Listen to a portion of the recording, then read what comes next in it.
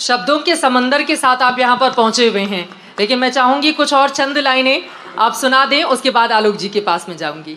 तो मैं आपको फिर एक अपनी छोटी सी कविता सुना देता हूँ।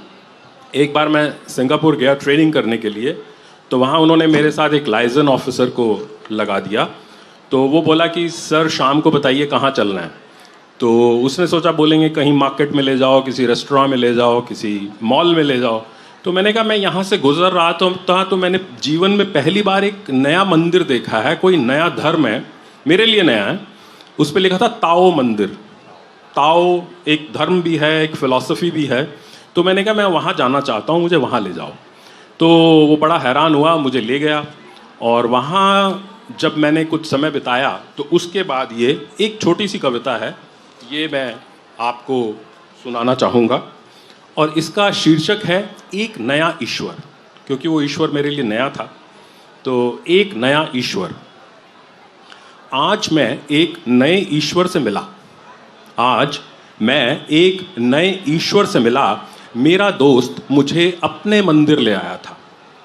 मेरा दोस्त मुझे अपने मंदिर ले आया था। मैंने नए ईश्वर से बात की। मैंने नए ईश्वर से बात की। उसकी बातें, चाल ढाल सब वैसा ही था। उसकी बातें, चाल ढाल सब वैसा ही था।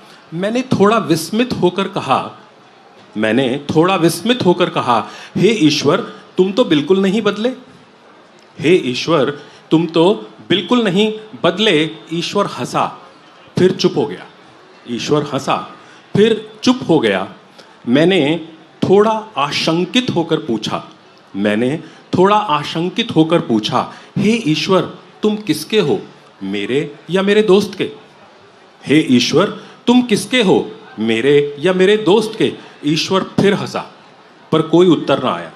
ईश्वर फिर हंसा, पर कोई उत्तर ना आया।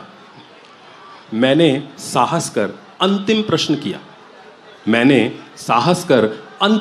किया, हे ईश्वर क्या तुम किसी के भी नहीं? हे ईश्वर क्या तुम किसी के भी नहीं? ईश्वर बहुत बहुत बहुत हंसा, पर कुछ ना बोला। ईश्वर बहुत बहुत हंसा, पर कुछ ना बोला। शानदार, बहुत खुद के अंदर अगर झांकेंगे तो अपने भीतर ही ईश्वर को आप पा जाएंगे।